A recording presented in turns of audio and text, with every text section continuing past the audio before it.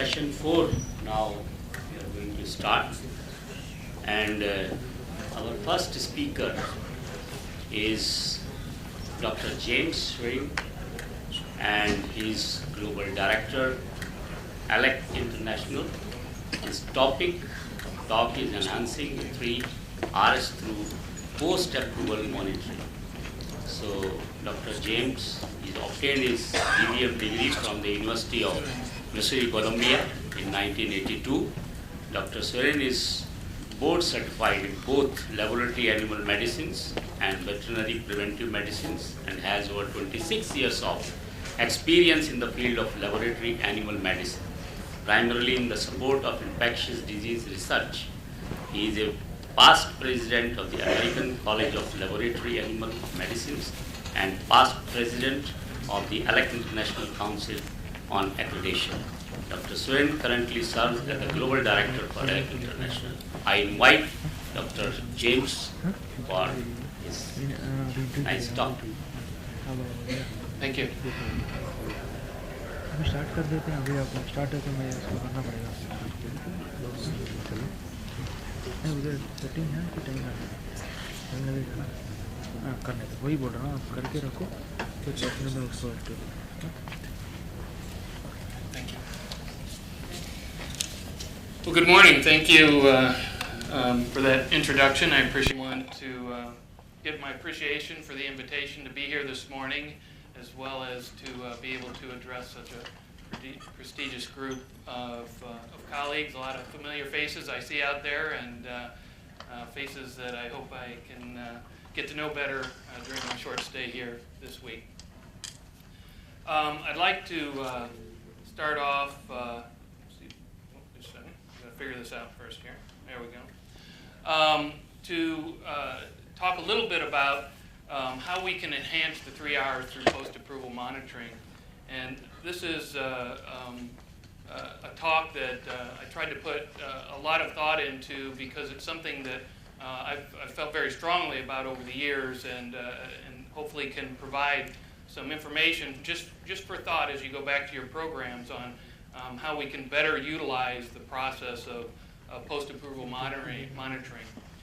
Just a note for the presentation, there's a lot of acronyms used for oversight bodies throughout the world, and just for this presentation, I'll use the term Institutional Animal Care and Use Committee, or ICUC, to represent all the various oversight bodies and that are utilized in the same format and in the same function throughout the world.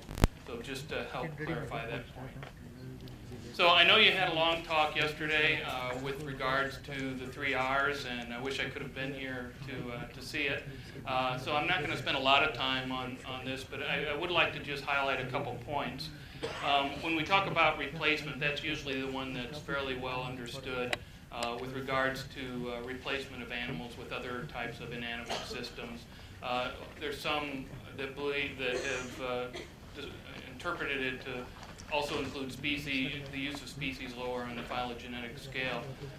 Refinements, this is probably the most commonly implemented of the 3 R's, at least in my experience in working in research facilities, which is really just to modify the procedures to enhance animal well-being and minimize pain or distress. So again, that's probably the one that's most commonly actually used.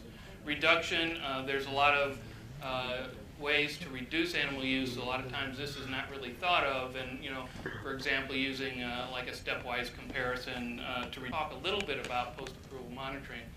At the end of the talk, I hope I've been successful in pointing out various opportunities that you can use to refine research, and try not to forget this aspect of the guide description of post-approval monitoring.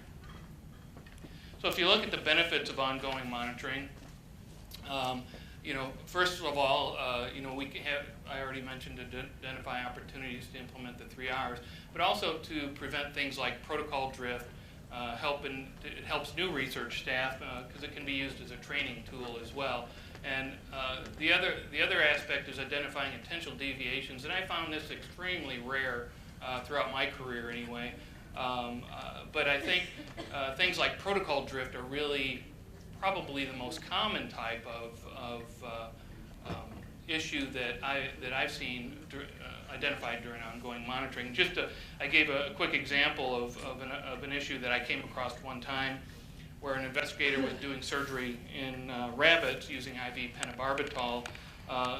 There was a drug shortage. They couldn't get the IV pentobarbital, so they said, well, let's use Tealzol.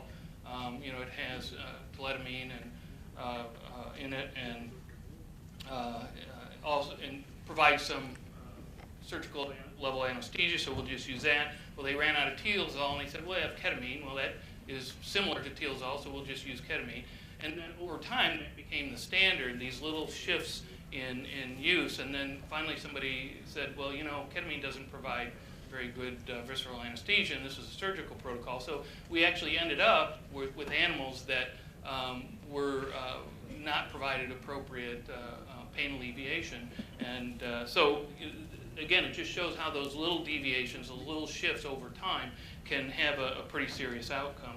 And that's probably, again, one of the more common things, at least that I've seen, with regards to kind of issues that are identified during ongoing monitoring. So there's several examples of post-approval monitoring mechanisms here. Continuing protocol review. So this is really, after a protocol is approved by the IACUC, how often is it re-reviewed or updated and reviewed? And again, that can vary from country to country based on various requirements and regulations.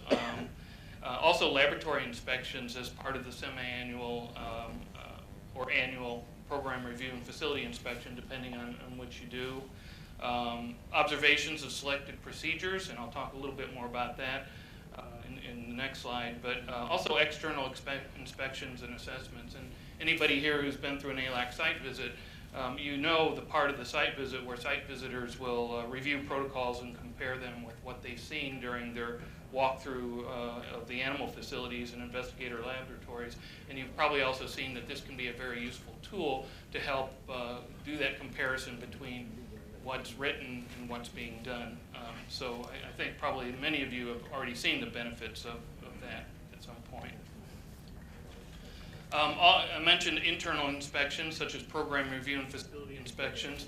And the guide talks about doing them at least annually, but I always like to emphasize that it says at least annually, and really the frequency of these reviews and inspections should be determined by the IACUC based on the needs of the program.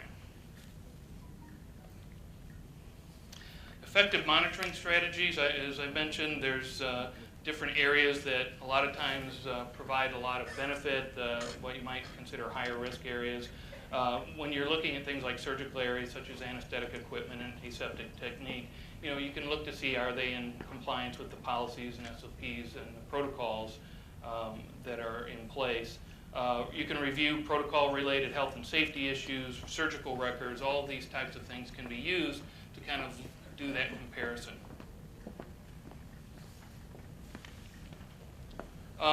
Actually, probably one of the, at least in my experience, one of the more effective monitoring strategies is the observation of practices, procedures, and comparison with the approved protocols.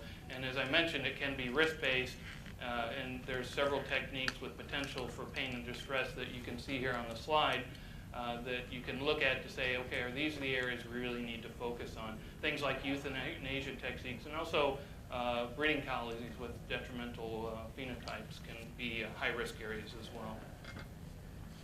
But just really, just this slide is to reinforce a very important point regarding post-approval monitoring and kind of actually AAALAC's expectations is regardless of the approach used or combination of approaches,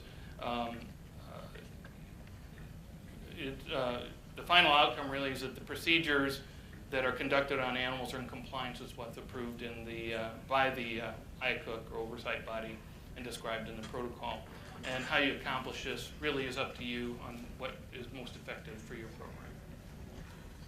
So let's just talk about a couple issues of general approach to post-approval monitoring. One program does not fit all. It should be based on the level of formality and intensity based on the size and complexity of the program, and it should focus on animal well-being. I put the comment in here about supporting an institutional-wide culture of care, and I saw the slides. I didn't hear the presentation yesterday from Dr. Pasala, who looked like a very, very interesting and comprehensive talk on that issue. And I think it also emphasizes the importance of having a culture of care in an organization. It also should be collegial. A lot of people, I think, early on in the when post-approval, the concept of post-approval monitoring came out in the 2011 guide, I think a lot of people interpreted it a little more, I won't say stricter, but in a way that was kind of policing in a way rather than as a collegial approach. Really should try to be a partnership with not only the investigators but the research support staff as well, and provide balanced feedback, both the good and the issues that may be identified. And I'll give some examples of that later. It's a continuum of approach, and again, this is just to emphasize that one approach does not fit all circumstances. It's a continuum based on the size and complexity of the program. So if you go to talks and you hear about different types of programs, I always used to like to just pick out those things that worked for our program, and it's very hard to take a program and reproduce it identically to someone else's program and have it be effective. You really need to tailor it to your particular program.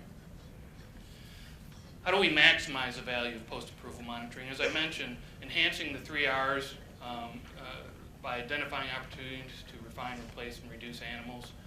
The opportunity to build relationships, use it as a relationship building exercise. And also identifying and sharing best practices. A lot of times programs are very diverse and very big, and all the different aspects of the program don't communicate exceptionally well. And this is the way, one way the ICOOC, the Animal Care and Use Program, can be a conduit to identify and share those practices throughout the organization. Again, I'll provide an example or two here. So these are kind of long. I apologize, but I tried to cut them down as much as I can. But these are some examples just from my some places I've been and from my experiences. But if you look, this one I'll go ahead and just go through it. Well, actually, I'll give you just a couple minutes to read it here. I'm sure it won't take a couple minutes. I'll give you just a break here to read it. But kind of the, well, let me let you read it there.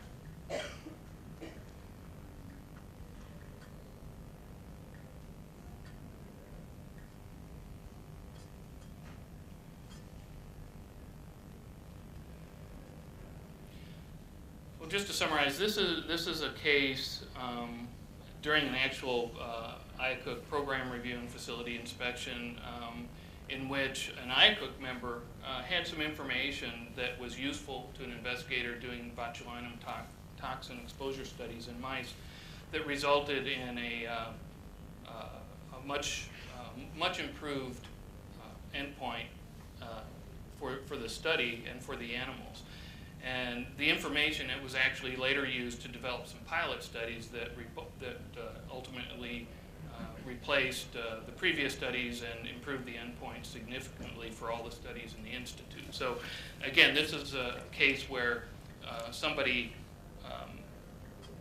a lot of people have information that doesn't come out until you have these types of discussions and are out there seeing what's going on in the Institute. So that was a very useful one. Second example, I'll give you just a moment to read that.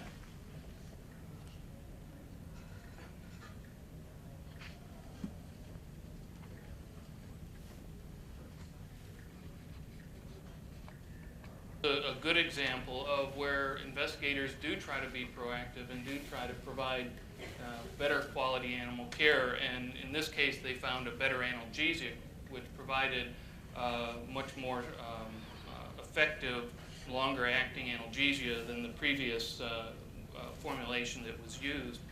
And while it was a deviation from their protocol, it was a good deviation. So, and these are the types of things where, in this case, the investigator was just asked to submit an amendment to reflect, so the work actually reflected what was in the protocol.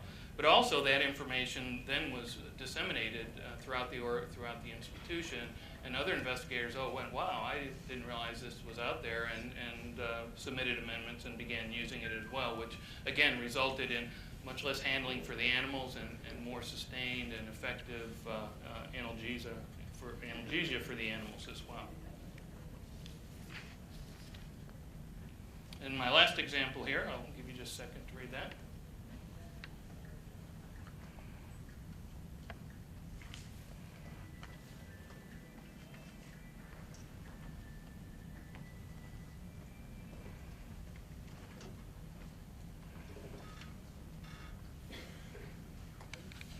This was brought up in the presentation yesterday about microsampling techniques. With a lot of the new analyses technology, the ability of using microsampling for more and more opportunities is out there, and it certainly reduces the stress on animals, as well as reducing the number of animals that are necessary as well. And so, just to kind of give an overview of these three examples, as you saw, there's one from an IACUC member during a semi-annual program review and facility inspection, one from a formalized post-approval monitoring program activity, and one from observations by veterinary care staff. And they all ended up in a refinement for the program. So I think it's important to remember that when you're doing post-approval monitoring, there's many different ways you can do it. And as long as you, I think, train the people who are out there to identify these refinements and to bring them back and to share them within your organization, there's a huge opportunity for improving animal welfare through this process. But I think people need to be aware of that this is an active process. Just seeing it and saying that's great without collecting it and bringing back and sharing it doesn't have the same impact or benefit to the organization. So just in summary, post-approval monitoring does provide ongoing evaluation of animal well-being protocol compliance. There's many approaches that are available, as I mentioned, a lot of ways to do it. The outcome should be performance-based, and a risk-based approach can be helpful, especially if you have limited resources and you don't have the number of people, the resources out there to be able to cover everything. And again, it should be a partnership. There should be good feedback, a balanced feedback to those that you're evaluating. And really, if people are thinking about it, it's in their minds, and they're trained to pick up these kinds of things, the value really can be maximized through identification of advancements, and there's 3 R's, sharing best practices, and probably just as important, building strong relationships and good communication out there within the organization. So with that, I will stop, and if there are any questions, I'm happy to answer. So thank you very much for the nice talk. Now the talk is open for question and answers. Please. Yes. Very nice talk, actually. Most often in India, the situation is totally different. After the approval is given, the post-approval review has not taken place. So what will happen when you observe these kind of anomalies, or of course sometimes it will be beneficial, and how will it be recorded, and how the things will be carried forward? Like will it be taken re-approval in the forthcoming meeting, or how will it be recorded? Yeah, that's a very good question, and those are things that really need to, and the important part of the answer to that question is it's better to think in advance of how you want to deal with these issues than to wait until you identify them and then try to decide how to do it. So having things like a policy for the IACUC or the Institutional Animal Ethics Committee in place that kind of has an outline of how you're going to deal with these different types of issues when you see them. Obviously, they'll need to come back to the IACUC to be reviewed, or the Animal Ethics Committee to be reviewed. But having a procedure in place on how you do that and where it goes from there, do they need to be reported anywhere in particular, or is it just something that you're going to deal with internally? So there's no set answer to how you're going to do that. It really needs to be decided by your Animal Ethics Committee on how you're going to handle or discuss, or are you going to put a subcommittee together to review it if it's a significant issue, or do maybe minor issues just come to the committee, get discussed and then actions taken based on the outcome of the discussion. But it should be an institutional animal care and use committee's determination on what they want to do with the outcome. So, any other? I just wanted to correct your point. In general, you say like in India, from the protocol, we remind the researcher that you are deviating from the set protocol, or if anyone the best possible procedure, if they can adapt, we advise that. So it is not that it is not happening in India. So that is one thing. But James, it is a very nice talk. So what you do is like blood bleeding from the eye. The researcher were struggling. So are you incorporating or suggesting that veterinarians should be there during that kind of procedure or following kind of thing? Well, again, that varies depending on the training. That should be evaluated actually during the protocol review as the training qualifications. So if you have an investigator who has been doing blood draws, various techniques for 10 years and is very, very well trained, that may be sufficient. If you have a new investigator that's never done it, you may want the veterinarian to observe them and verify that he was doing things in accordance with his protocol, but there was a newer and better technique that the veterinarian had identified that said, hey, have you considered doing it this way? And so that's where the benefit of this just happened to be a chance encounter where the veterinarian was in the room at the time when it was observing. But, any of the animal care staff, the veterinarian, and when we talk about post-approval monitoring, it doesn't have to be a formal program where people are out. That some people do that, but other times it's just the people in the field identifying issues and bringing them back to the ICOOC to address them and get them resolved. So it doesn't have to be, a certain person who does it all the time. But if the people who are out there are aware that that's part of their job is to look and help these investigators and build these relationships and can identify these types of things, you can improve your program overall. Is the main point I'm trying to. As Professor Dr. Sushil said, we generally, it is a requirement. Basically, it should be there. One question I would like to ask. Generally, when we start experiments, so first we have to make sure that all animals are healthy. Okay, so could you suggest some parameters just by looking their physical appearance without going through detailed procedure? We can make sure that our animals are healthy enough to start with the experiments. Well, there's certainly for as far as sick animals and then reporting those. If you start to see sick animals, it may be indicative of a underlying disease process, and then that can certainly affect the study. So again, it could be a formal sentinel program, or it could just be good observations of the animals during the course of the study and knowing to report back when there's discrepancies or when there's evidence of clinically ill animals.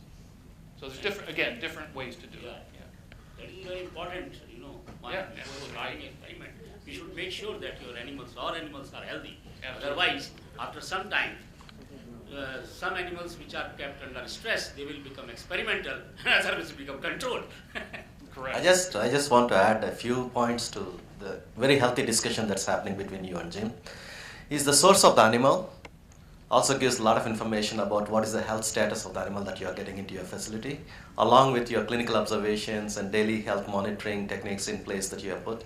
And also during the experiment, the PI and the veterinarian looking at the animal and seeing what's happening. And the fundamental core of all this is if there's an underlying infection or a sentinel program that you can establish. So there's so many ways to do it. It's a very good question, and I think you covered all the answers for that.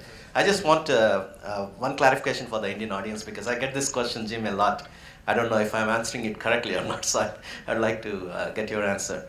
Can you briefly define for the potential AAALAC accredited facilities in India and people who are already accredited, semi-annual facility walkthrough inspection versus program review versus post-approval monitoring.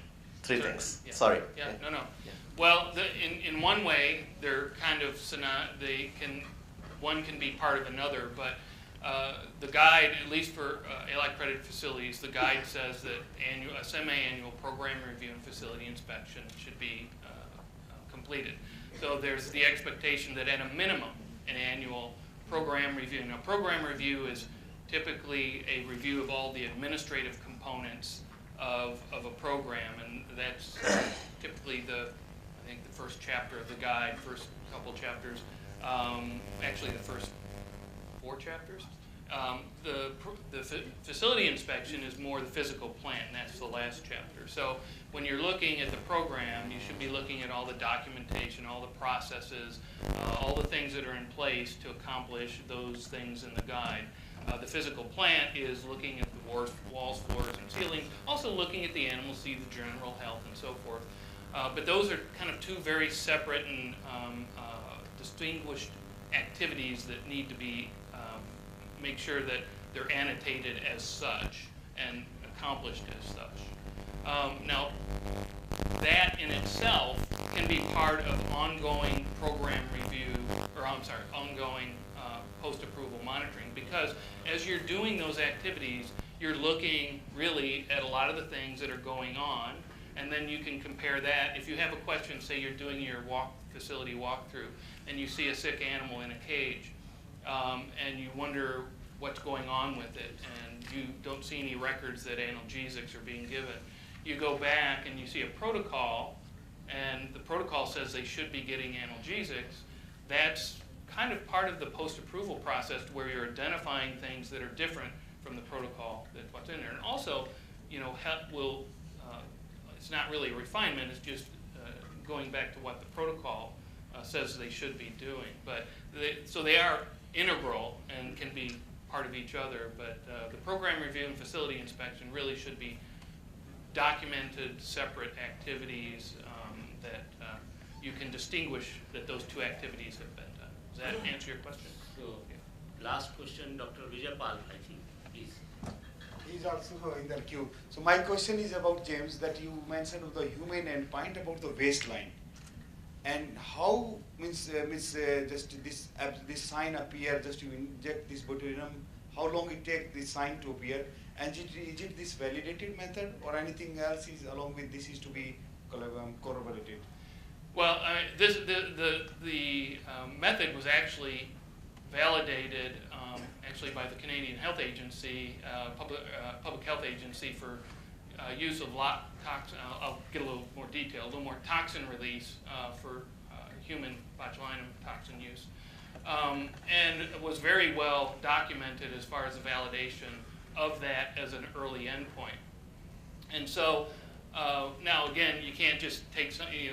They did go back and do validation studies within, or I won't say validation, pilot studies to ensure that they were getting the same results as what was in the literature. But typically, it occurred. Animals normally would start to have hind leg paralysis and become moribund day 4 or 5 following injection. The wasp waves would actually come well before any hind leg paralysis, well before any morbidity, typically around day 2 or 3. So it was a very, very good indicator of death, and it was validated as an indicator of death as an early endpoint in the studies in Canada. So that's a little more detailed background. I'm happy to talk to you afterwards if you would like to discuss it a little bit more. Yeah, Jim, very nice presentation and really very good discussion. I have one comment for the Indian crowd. In an Indian guideline, it's very clearly written, one acronym is SAE, Serious Adverse Effect. It's going in the line of presentation, so it's ownership given to the investigators whenever they have the protocol approved and they have not expected when they conduct the experiment some effect which is seriously adverse effect. If they are finding this effect, they must have to report to overseeing body. Here in India is IAAC. I want to just bring in the notice of the audience. Thank you. That's correct. So